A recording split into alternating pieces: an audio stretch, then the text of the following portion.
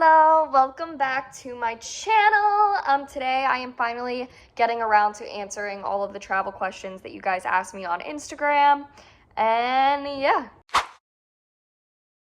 So if you're new here or don't know anything about me, the only thing you need to know in this video is that I absolutely love to travel. I'm gonna be answering the tips and tricks and just questions in general you had.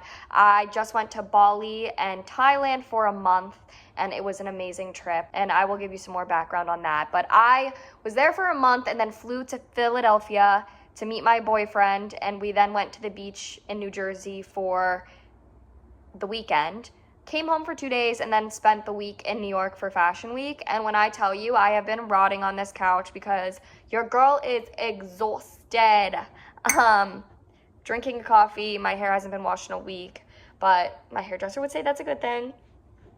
And yeah, we're just getting back. So I went to Bali with this company called Trovatrip, and basically I worked with Trovatrip to plan this. I picked out my itinerary and promoted it on my social media to get people to want to come with me, and then we went and we met and had the time of our life. The reason why I decided to do this is because the summer I graduated college, I went on an already planned trip with a different company, which I did make a YouTube video about that. I did a European summer where I went to 9 different countries and I think like 18 different cities with like 27 different strangers. So if you want to hear about that experience, I'll put the link for that video in my description.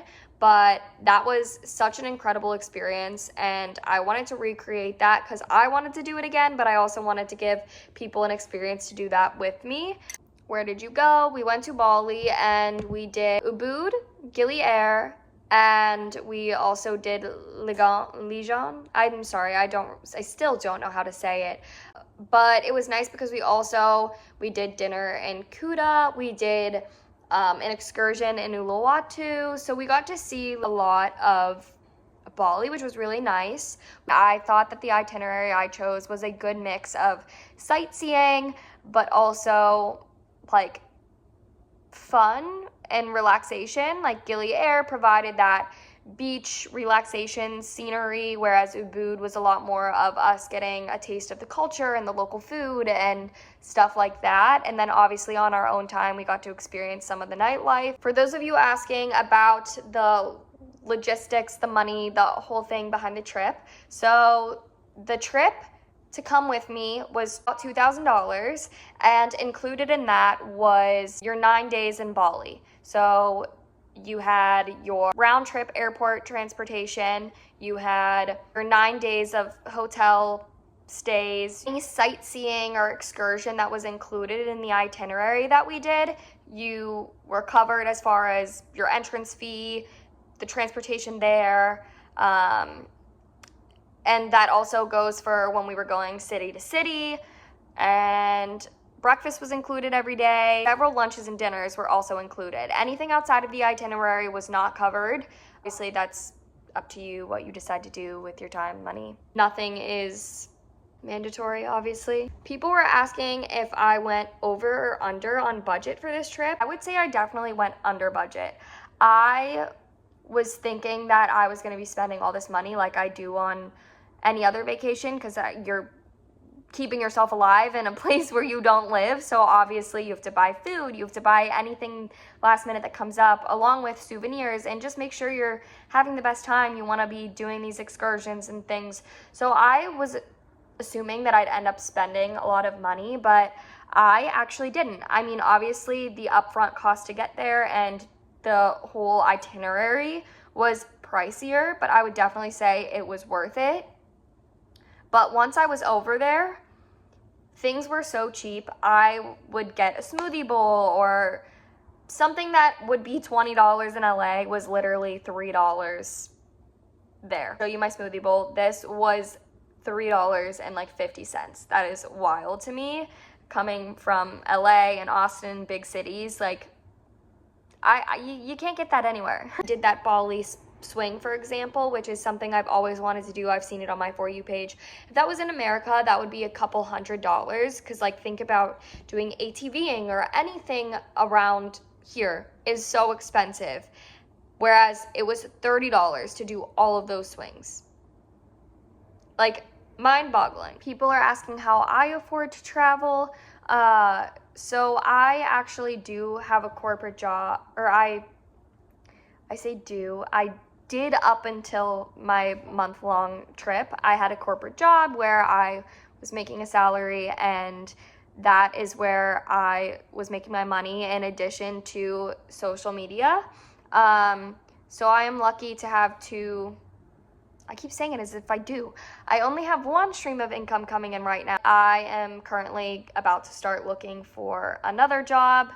And yeah, I have always been pretty good about saving money, to be honest. My mom used to always brag about my sister and I because she would give us our credit card to go to the mall, and we literally would come back with nothing. And she's like, why? And we're like, we just didn't need anything.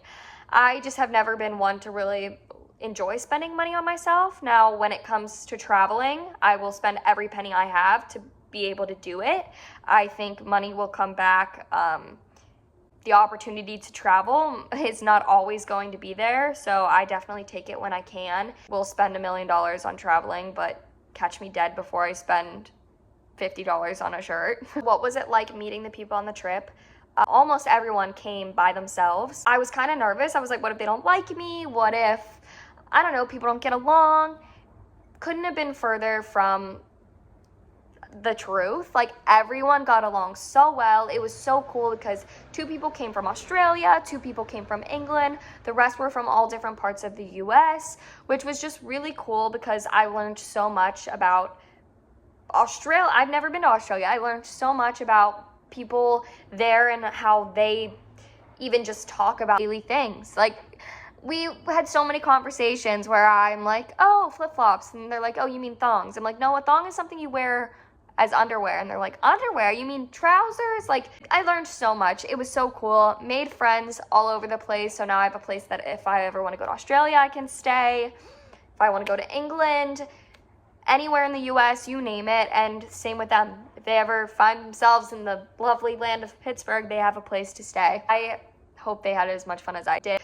Girls even got tattoos. Like, it was definitely a memorable trip, to say the least. Those of you asking if I will be doing another trip, I am going to do one.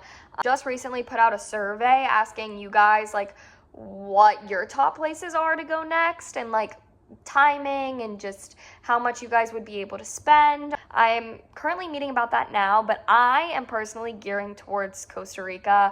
Someone asked me what my top places were, and I would love to go to Africa. I would love to go to Egypt. I would love to do all of these big trips that require a lot of like flight time and stuff, and I'm just not ready to do that. So Costa Rica is somewhere that is definitely top of my list. I wanted to go there for a long time, and it's more of an affordable option and not as far away. So I'm definitely thinking about that. The time this video comes out, hopefully I have more information on that, and I'll leave it in my description. That's it. I just made up my mind. Talking about it made me make up my mind. We're going to Costa Rica, guys. We're going. I asked how to know what travel company to go with. I am not an expert on something like this. Someone you know and love and think that you would get along with. For example, someone like me who's offering a trip, only sign up with them because then you're guaranteed probably a better time.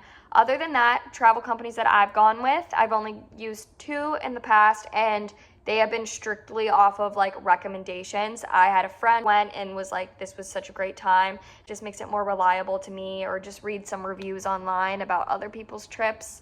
But yeah.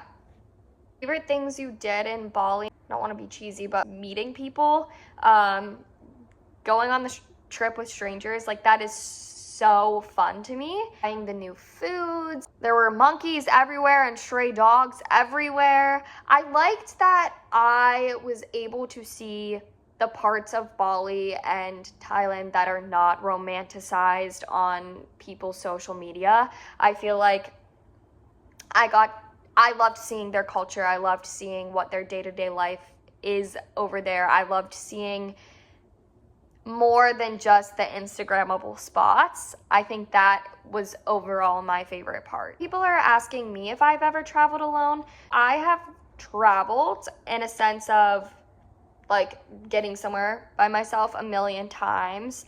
I did go on one brand trip where it was in Utah, and I didn't know a single person going. They didn't allow me to have a +1. I didn't know, like I said, didn't know anyone going. So I was so nervous, like beyond nervous. And I was like, you know what? We're going to go out of our comfort zone. We're going to do it. And I did it. I spent like 4 or 5, maybe it was like 4 days, I think, there. And it ended up being one of my favorite trips. So definitely if you are nervous or uncomfortable, but you want to travel and you have no one to go with, seriously, come with me. I'm not kidding. It's definitely worth it because chances of you meeting people are very high. You're gonna make friends on the trip, and worst comes to worst, you have me. I would love to book a trip to Europe by myself and just beep bop around. You learn a lot about yourself, how to put yourself out there and do what you want, because your whole schedule is revolving around you and what you want to do, not what your friends want to do, what your significant other wants to do. Best entertainment on a plane. I always give myself a little like to-do list. For example, I'm going on a 6-hour road trip tomorrow, and on it I put editing this video. That's why I decided to sit down and do it. So I'm like, oh, I can knock that out in the car. I need to create a mood board for something exciting that I'm working on. So I'm like, that is something I can do while I'm sitting in the car. Go through and clear out my phone because I am almost out of storage. That is probably my go-to thing on a plane, is clearing out my phone. I didn't get super like jet lag because I tried to sleep whenever like the people in Bali were sleeping. I tried to sleep on the plane to kind of adapt to their time. And then when I wasn't, like obviously I was tired, kept myself awake by watching movies and TV shows.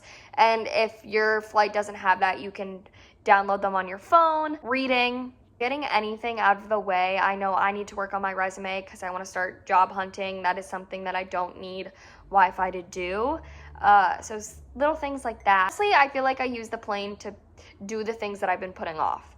Because I'm like, Brooke, you have nothing else to do. You might as well be productive because you don't want to do this any other time. Do I get nervous traveling? Meaning dangerous-wise is what she said. Yes and no. I feel like anywhere nowadays, like you can walk into a school and you have no idea, an amusement park, like every day I'm hearing about something tragic happening. So I feel like me going to Bali is the same as me going outside any other day.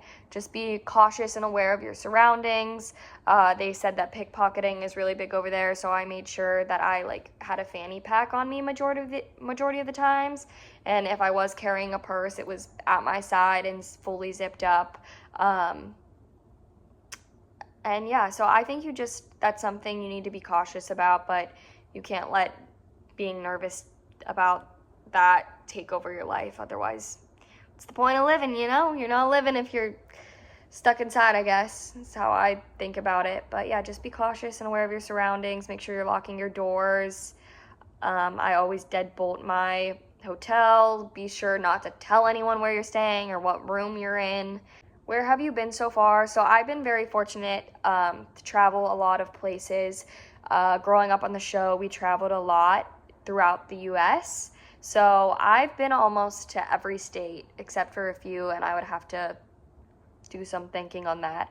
But as far as outside of the U.S., I've been to like 20 plus countries.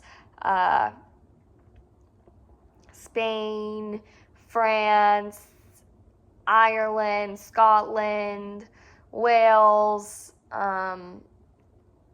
Germany, Switzerland, Czech Republic, Italy, Greece, I don't even know, Bali, Thailand, I don't even know.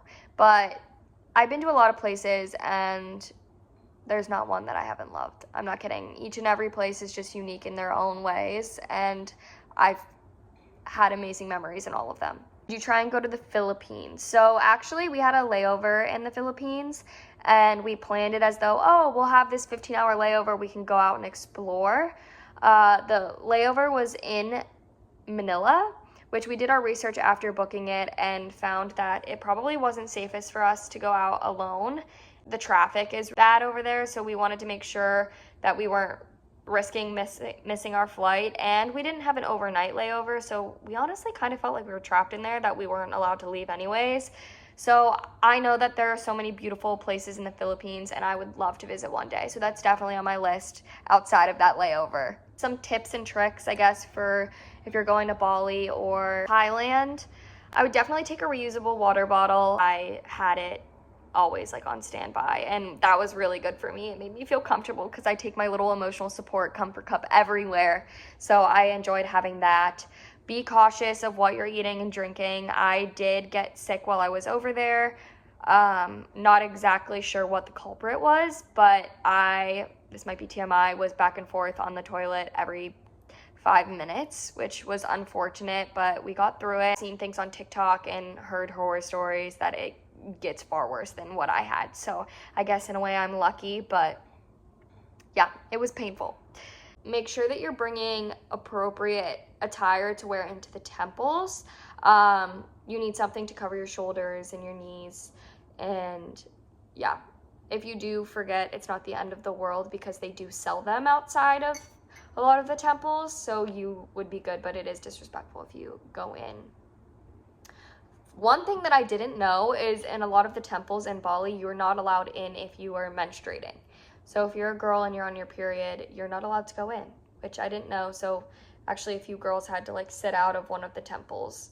Yeah. Make sure you have cash, as you do need it for taxis and tipping and all that jazz, and just like buying things on the street. I would also say make sure that you're bargaining with people. Even our tour guide was like, make sure you're bargaining, they're gonna scam the heck out of you. So even he was there to help us, which was really nice. There, like I said, a lot of things are romanticized, I feel like, from what I see on social media about Bali.